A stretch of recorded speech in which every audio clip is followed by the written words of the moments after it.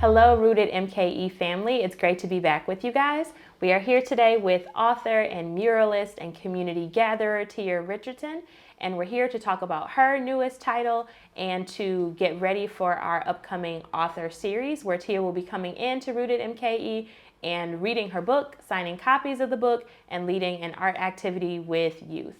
So Tia, it's awesome to be here with you and sharing space with you. Thank you. It's great to be here, Ashley. No problem. So I have been following your work even before the book came out, and for a long time, you've been creating murals and collaborating community in your work with creating murals. Can you share some of that with us? Yes, so I've been doing a lot of murals in the city, Milwaukee, working with different schools, different audiences, young people, children, all the way through adults and seniors. So I'm really happy just to be able to be a part of my community and offer people that chance to contribute and participate as part of something bigger than themselves. And art is a great avenue to express that.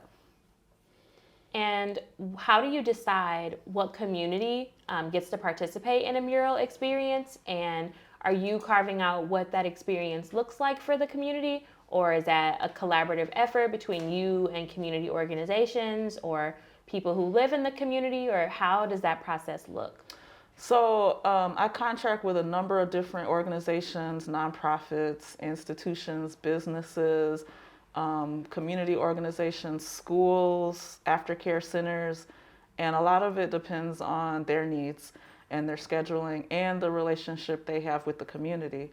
So the community we're working with is determined by the client, and they decide who they want to serve. And oftentimes that'll be the group that they're already connected to. So, like for example, a lot of nonprofits are anchor institutions in their community, or they have partners, community partners. Or in some cases, like a school, that'll be like school specific. So it'll be a classroom or a grade level. And so we determine that up front before the project starts. And based on that, we do outreach based on that. So it's not just myself doing the work. It is a collaboration, and I work with community organizers and people, teachers who are going to be responsible for that outreach or recruitment. So it's usually me and at least two other people who are behind the scenes doing that work. And I kind of work with them to fit their needs and determine like what their needs are. From there, I have a way that I work with groups and people, and it's flexible, but we cover we go through a process, and the process is basically the same, but it adapts to like different ages, groups, themes, um, and and basically trying to get people, offer people a chance to share what's important to them, how they feel about their community. I acknowledge what some of the challenges are they feel need to get better. Think about different ways they or others can help make choices that they believe will improve those. And then, as a direct result of that, what can the future look like, and how does that look? So having a roadmap, I have found, can be really helpful for people to like see what better can look like in their community, and have a chance in helping choose what better looks like and see a pathway there.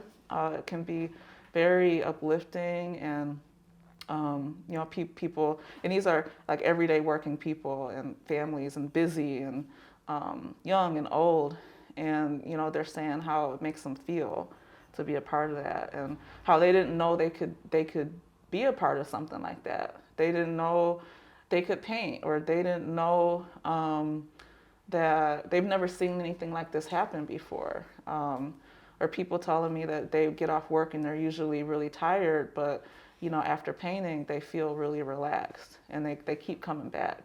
So those are the kind of sort of from there, those I guess connections with people kind of grow organically and build, and people talk about it, and so that's how. So then they follow up, or they ask me how they might get involved, or can they do a mural in their place of organization. So I get a lot of requests like that. That's how they come. Okay. Hope that answers your question. Yes, it definitely sounds like just a well thought out and intentional journey. So we're not talking about someone commissioning you and saying, this is what I want to see in this community for these people. It's a whole process of meeting, bringing together community stakeholders, people who live in the community. Everybody has a voice, and there's conversation about what the art is going to be, and everyone has an opportunity to contribute to the art. So as much as it's yours, it's theirs too. Absolutely. And you're just like facilitating this work for the community, and it's not just about you and what you can give to the neighborhood. That's what I'm trying to do. Yeah, and I'm learning as I go, and it is a journey, very much so. I don't know what the end result will be. So every project has its own journey, and I invite people to come with me on that. I'm working for them. I'm working for you.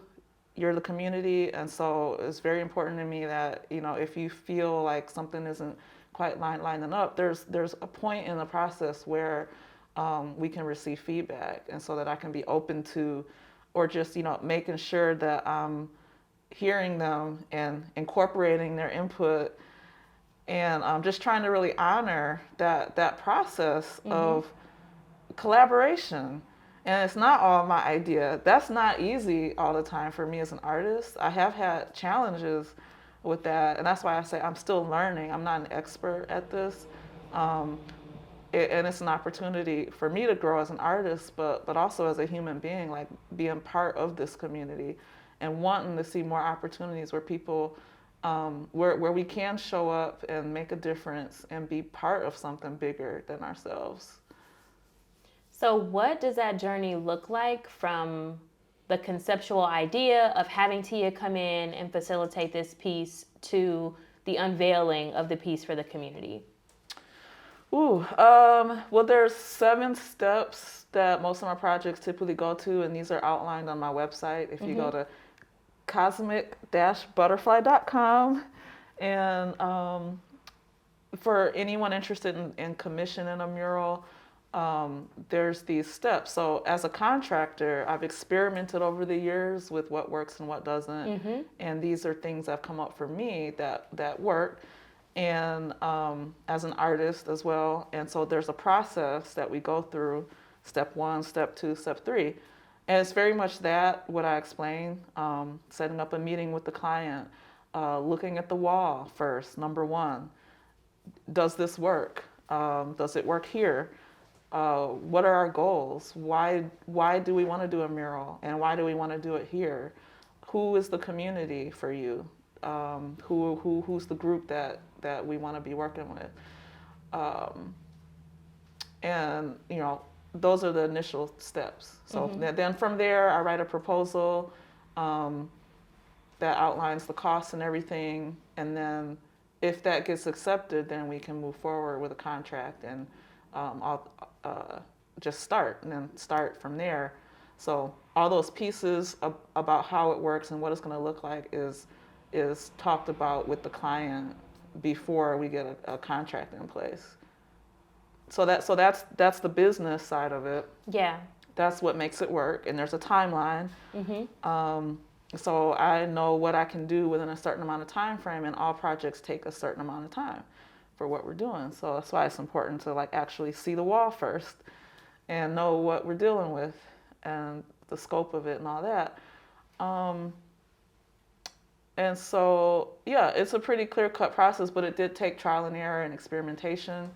And I can thank a lot of groups and organizations who've offer artists these opportunities to work in schools, nonprofits, and they support artists and kind of offer residencies. So a lot of what I'm doing now started off as that, working with these different nonprofits as an artist in residence. And I learned a lot about project management and timelines and working with kids and groups like that.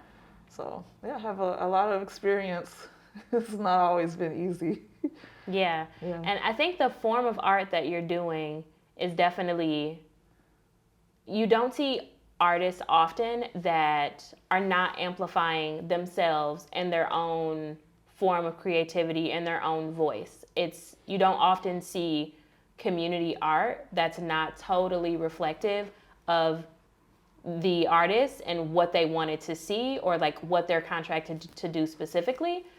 So I think what you're doing is powerful in that I feel like some of like what you envision for something is put to the side for the better of what the community wants to see, and you're enhancing what other people have in terms of ideas around what the art form should look like, and you're the medium as the artist, not this is my artwork. Yeah. I mean, yeah, imagine that. So, our society, we live in a democracy where this idea that people can come to the table are a natural part of something bigger than themselves, and then that each voice has an equal value for what it can bring to the table. And then, and you know, it I try I'm in that spirit from my perspective that we do all have something of equal value to contribute to the larger whole to make it better. Each of us have unique individual strengths to share to make that better, but from my experience there aren't a lot of opportunities for people to do that, to participate. Right. And so creating those opportunities, creating equitable spaces for people to share, even to the point where we don't always feel that we can do art. A lot of people come up and say, well, I can't paint, or I'm not an artist, and you don't have to be a part of this process. Every human mind is creative by nature. That's what I believe. And I've seen that. We can look at kids. Yeah. Every single kid loves to do art. Well, we all have a kid in us. That doesn't go away. Maybe with life's struggles, I think it more gets buried than anything, than it was never there. And so these are just chances to sort of encourage and support people to tap into themselves, their own nature as human beings, and bring something forward that we all have. That's an opportunity for me. I feel that's something I want to do to help make the world a better place. For sure. So how did you get to this place as an artist? Did you always know, hey, I want to be an artist that creates murals and gathers community, and like I want to give back to the world in this way? Or has this been like a winding path and you kind of journeying to the place where you are now as an artist? Yes, definitely a winding path. And I say this because a lot of people may think being a business owner, being an artist, having a goal, having a plan is a straight and narrow, and you just do that one thing until you get it. And it hasn't been the case for me. That, like I was saying, it's all been experimentation. It's been trying what I think will work, trying it out. And being an artist in residence has given me those opportunities to try out different things in the classroom, create different programs,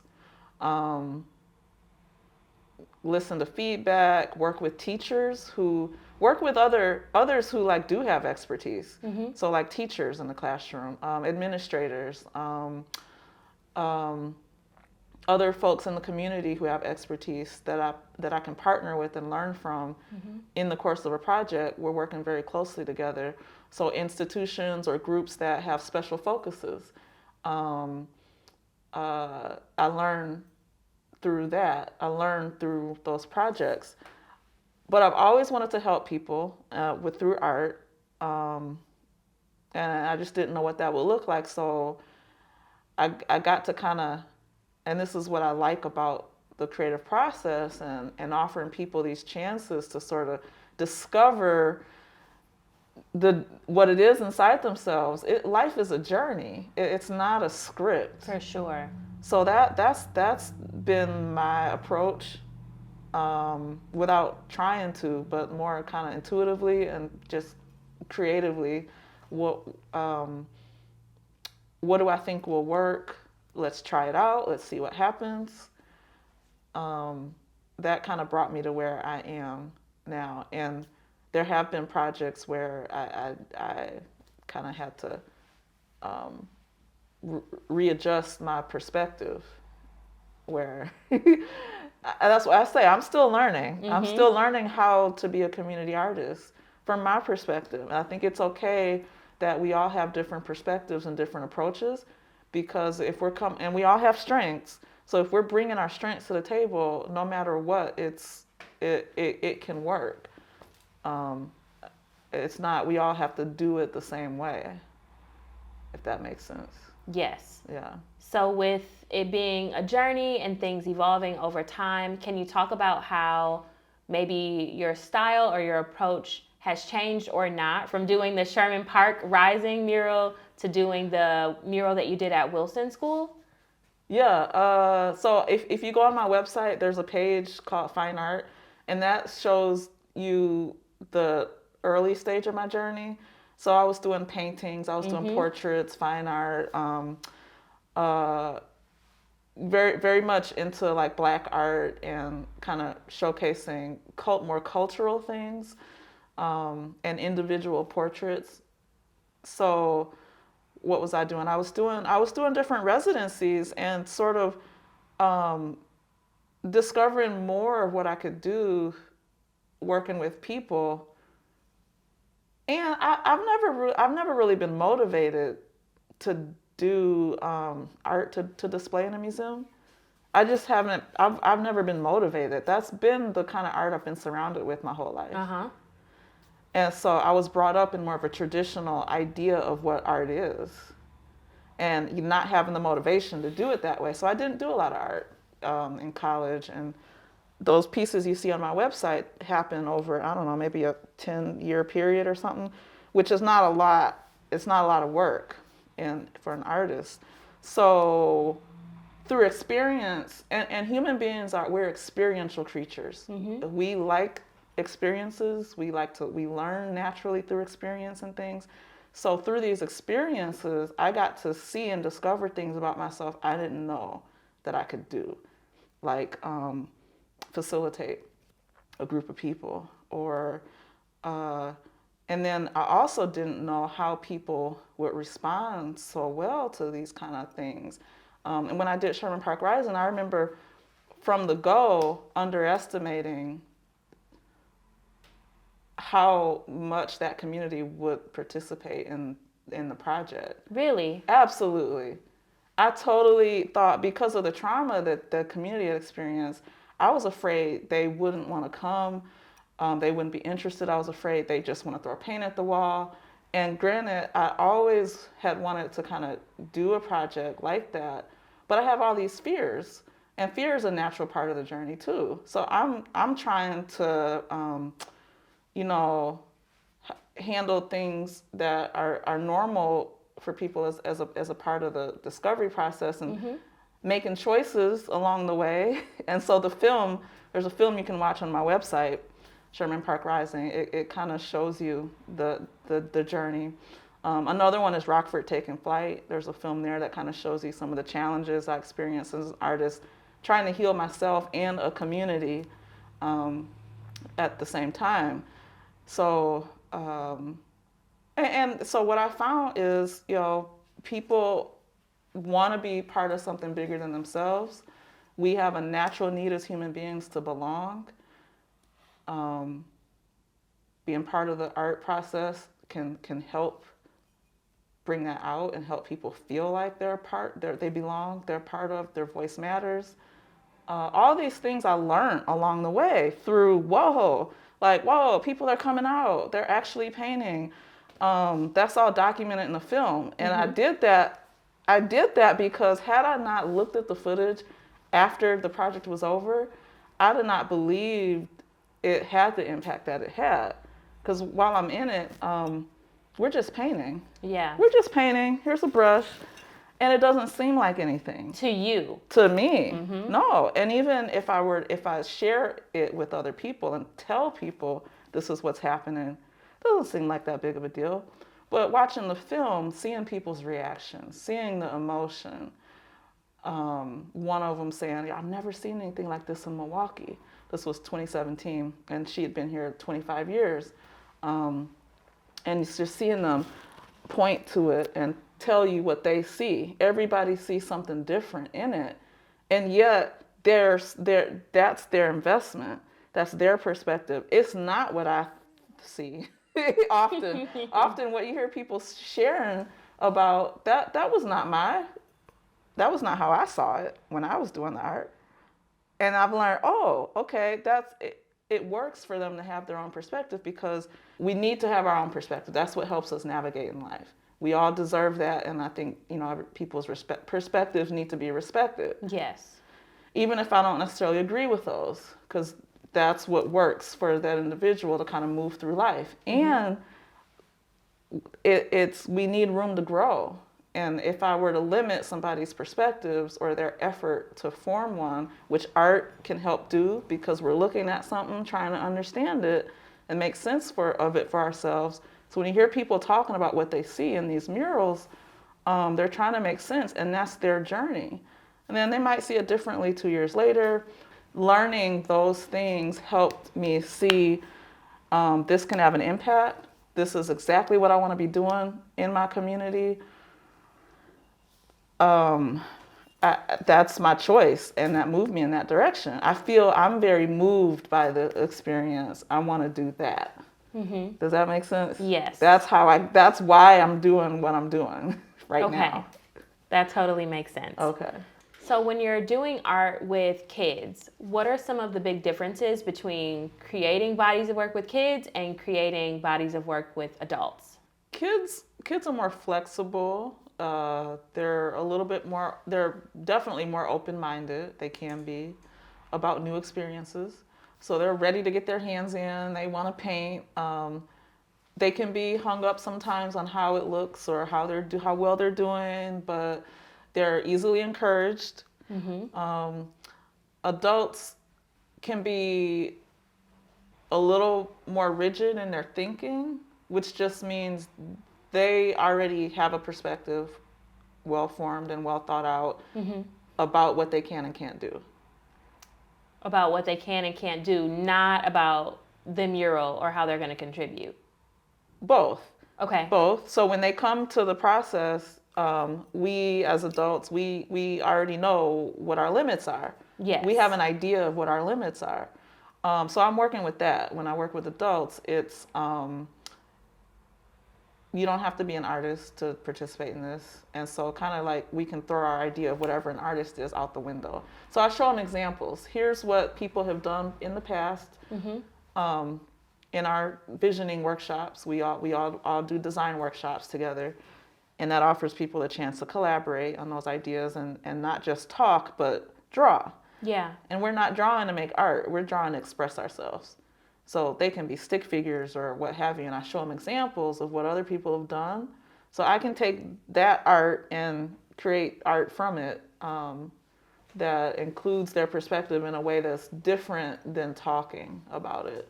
Right. Me just hearing people talk versus me working with something people have made. So they can draw, they can sketch, they can paint, and they can we as human beings, we can express ourselves. Yes. So that's kind of the difference. There's some limitations, but it's but they're the same. Adults and kids are. We're the same. It sounds more similar than different. It's very similar because I didn't know I could do that. Wow! And then the lights go on. Yeah. In the eyes. As soon as they get a brush to the wall, I'm watching. They get into a zone. And in a classroom, when I go into, usually when we start painting, there's like a good solid few minutes of complete silence. No matter how noisy they were before, we get brushes in our hand and heads are down, and it can go on for 10 minutes sometimes of just pure silence in a whole classroom and get into a zone. And then there's always you hear a voice go like, well, this is cool. Yeah. or somebody says something, and adults are the same way, like, whoa, I didn't know it could be like this, or this feels relaxing.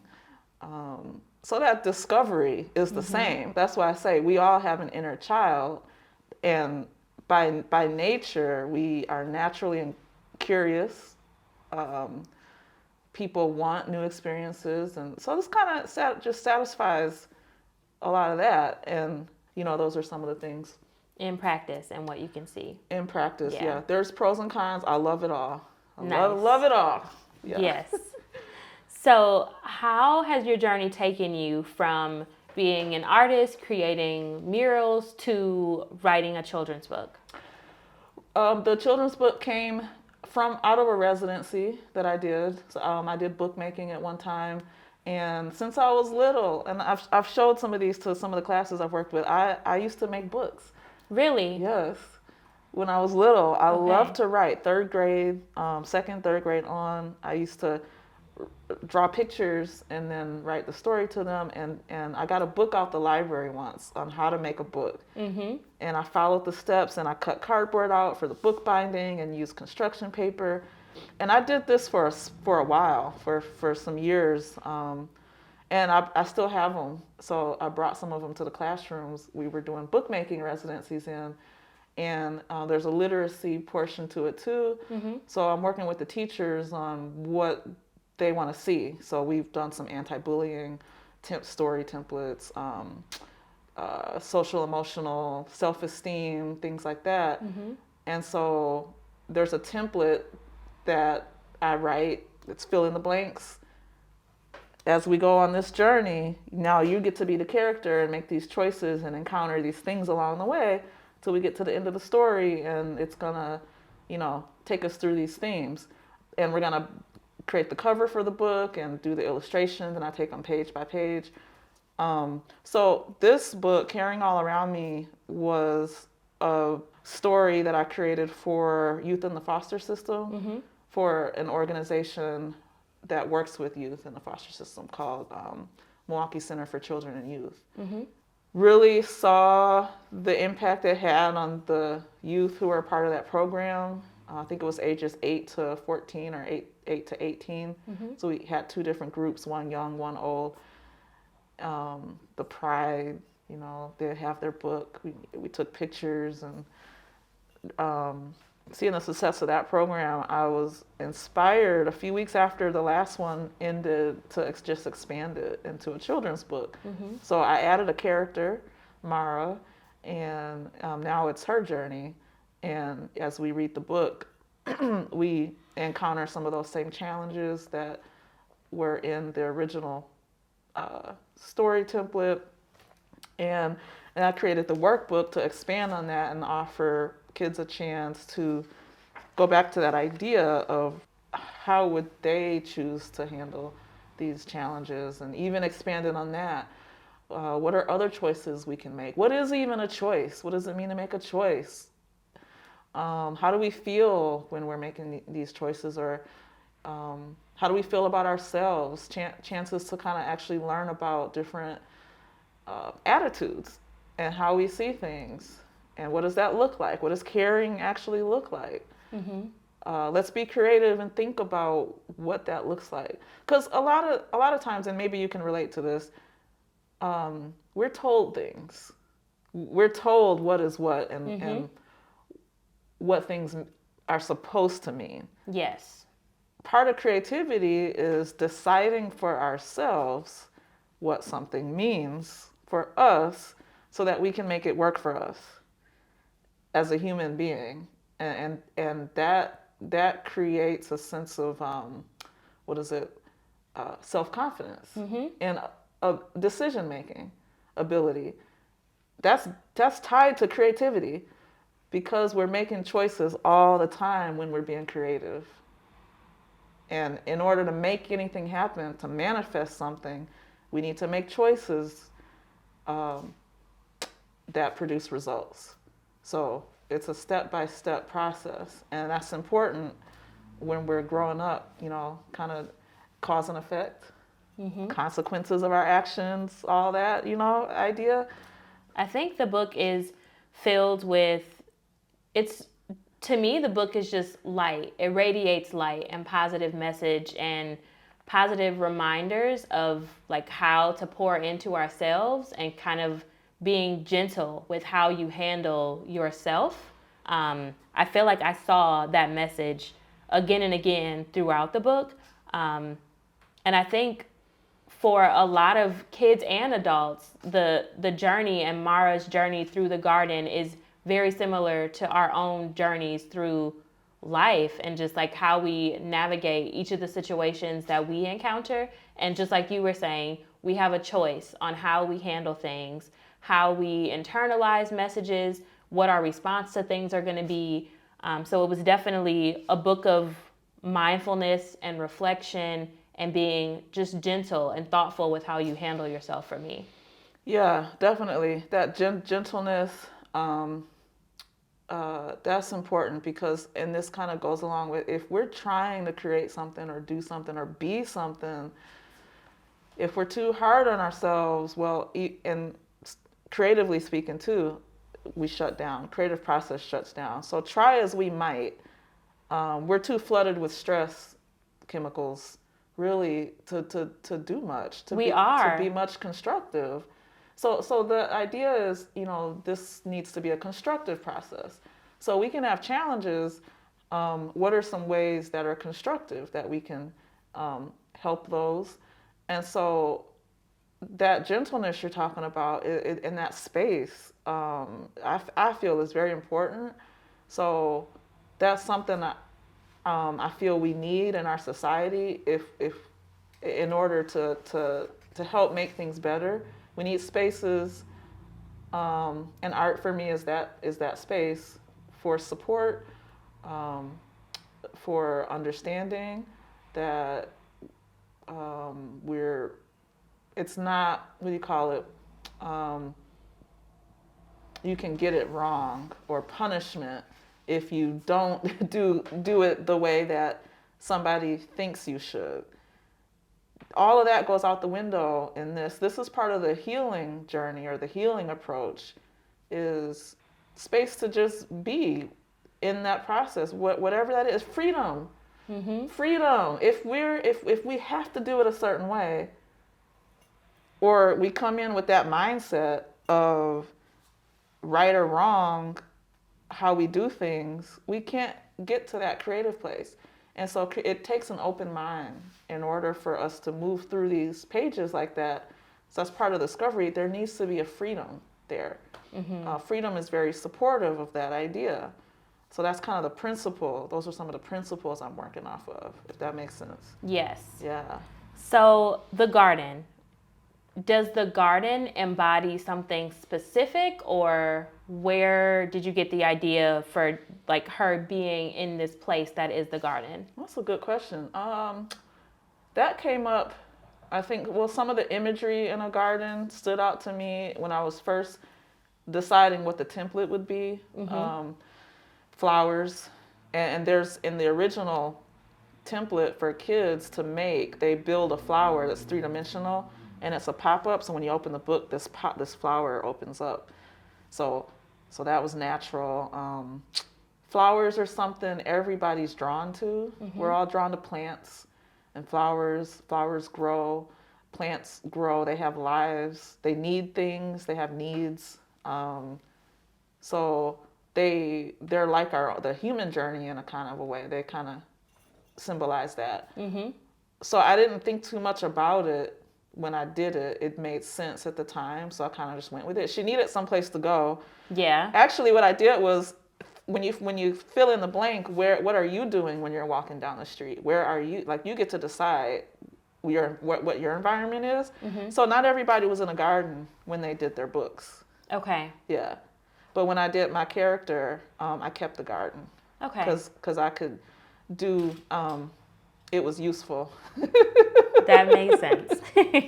And she's in an urban garden, so yes. Or did I say that in the story? I can't remember. But I think you could You She's in a conveyed that she was community. in an urban garden because she's walking through community and sidewalk and Yeah, it's a community garden. Okay. Yeah. Okay.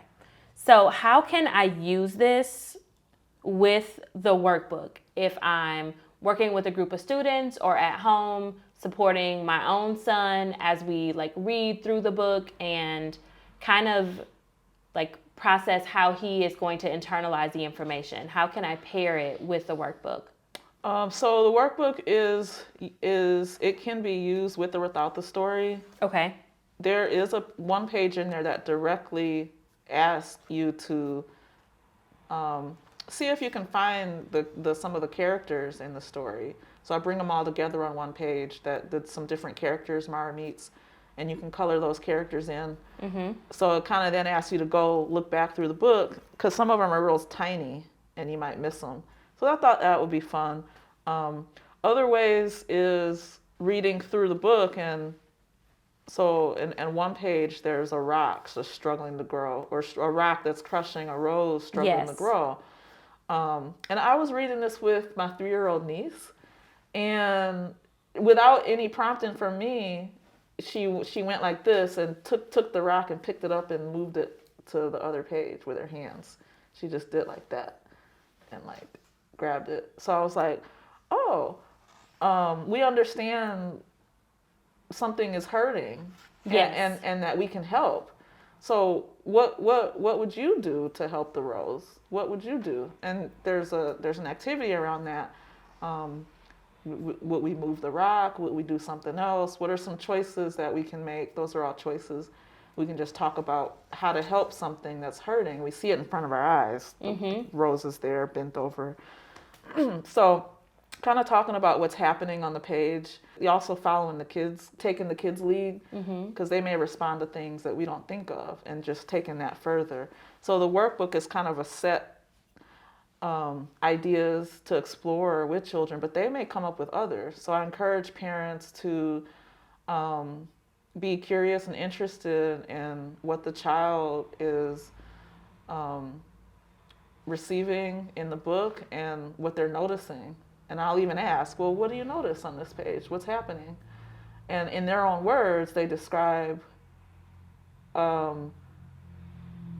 what it means to them or what they're seeing. And, are there ways that we could take them further by asking them what they would or wouldn't do, how they would handle this, how does it make them feel, exploring those ideas. And so the workbook kind of just expands a lot on even beyond the story, actually. For sure. Yeah. So the workbook, again, it can stand on its own as kind of like a support and reflection tool. Definitely. Support Okay. and reflection, right. So how do we create a safe space for ourselves? Okay. What does that feel like? What does that look like? What does that even mean? What does it mean to feel safe? Draw your safe place. Self-care. Self-care comes up as a tool. What does that mean? These words are defined. So there's a definition table at the back of the book. Gratitude. So these are ways to these are ways to kind of work through challenges as they come up, journal, reflect on them, exercises and tools that can help us get our challenges out on paper, number one, list them, write them, and then decide what to do with them. So when we do that, when we color, when we draw, when we use paper as a tool to express ourselves, it can help us. It frees up space in our brain. It can help us feel better, calmer, more relaxed. It can be reassuring even to see that outside of ourselves. See it on paper now, and that can be reassuring. It can help us think about things differently, maybe give us new perspectives. So this talks about community too, what it means to be part of a community and how that can help us feel like we belong. Things we do to be part of a community, friendship, gratitude, having an inner voice. What is that? What's that like? So in the book, Mara encounters something like her inner voice speaking to her. So yes, coloring pages. There's reflection tips for parents, caregivers, and therapists at the end. to kind of say we can, after each activity, we can ask these reflection questions. These are questions I've used with groups. So a lot of what's in here I've used before, and so I know it's worked from my experience, and I can kind of share that. There's one in here, the watercolor activity we're going to do next week. Yes. Come to the launch, or come to, well, there's two opportunities to engage. There's a watercolor activity. Yes. It's written out at the end of the book. So when you buy the book, you get that watercolor activity. But you can also come experience it two ways. There's the launch party, where I'm releasing the book to the public on Friday, December 9th at Clara Healing Institute. And they offer psychotherapy, art therapy, mindfulness, and other things. And then on Saturday, I'll be here, Rooted MKE bookstore, and we'll do the book reading and the watercolor activity there too. So I think this book, the workbook, is definitely a full body of work, and it can be picked up and utilized, and then take a rest, and then something else, another moment comes up where you could use a tool, and then you pick it up again, because it's 65 pages, 62 pages, 68 pages. So it's a very full book that can be used as a tool over a long amount of time. It's not just let's sit and get this done and then it goes on the shelf and we're not engaging and interacting with it anymore. Right. So that's awesome that you are offering a tool and a resource to support the ideas and the themes that you talk about in the book. Thank you. You're welcome. So we definitely look forward to having you in the store on December 10th. And I know that I've had a few families email me already, really excited to bring their kids in to share space with you and to get the opportunity to participate in the watercolor activity. And then we know that we've got to be on time for that event because we're creating a space and setting the atmosphere. So we want everyone to be on the same page and have a clear understanding of what's happening and be able to engage fully without being rushed or not getting to enjoy the same space and opportunity as everyone else. Right. Thank you. So even after the event, the book as well as the workbook will be here at Rooted MKE. Is there anywhere else where people can find the book and the workbook? Yes. You can order online, direct from the publisher, orangehatpublishing.com. You can also go to my website, and that links back to the publisher page. But there's additional content, background for both of these projects. And it's also on consignment in different places. Okay. So the East Branch of the Milwaukee Public Library has a copy. Of course, we want people to buy. So yes, because you are not going to borrow the workbook and write in it and take it back. That's true. So look for upcoming additional opportunities where you can buy the book in addition to Rooted. I'm really just starting this journey, so if you have ideas, you can bring to me. Reach out to myself if you can, or can I reach out to you? Yes. Reach out to Ashley. For sure. If you've got places that you want to bring me to do author visits, facilitate, or carry the book, let us know. And because I'm just now starting this journey, I've got schools interested. And getting it for their classrooms, yes, teachers, so therapists. It's actually Clara Healing Institute is carrying it. There's a bookstore. The workbook? They will be. They've got the book now, but they'll be getting copies of the workbook.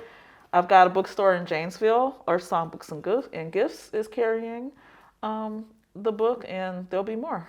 That's absolutely beautiful. So we are so excited for all the things that you're doing in the community around the book and now the workbook. And we look forward to just following you along on the journey and supporting in whatever ways we can to make sure we're sharing your voice wide and loud. Thank you. No problem. Thank you. Absolutely.